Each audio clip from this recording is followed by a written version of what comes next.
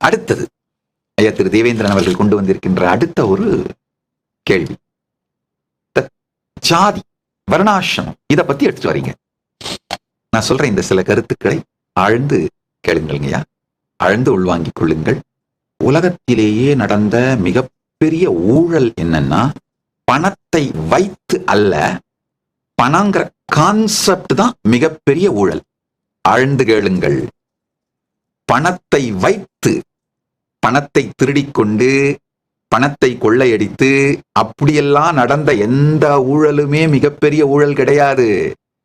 பணங்கிற ஒரு போலித்தனமான கான்செப்ட் தான் மிகப்பெரிய ஊழல். மனித இனத்தின் மீது நிகழ்த்தப்பட்ட மிகப்பெரிய ஊழல், கரப்ஷன் என்னன்னா, வேர்ல்ட்ஸ் லார்ஜஸ்ட் கரப்ஷன் என்னன்னா, பணங்கிற ஃபேக் கான்செப்ட்.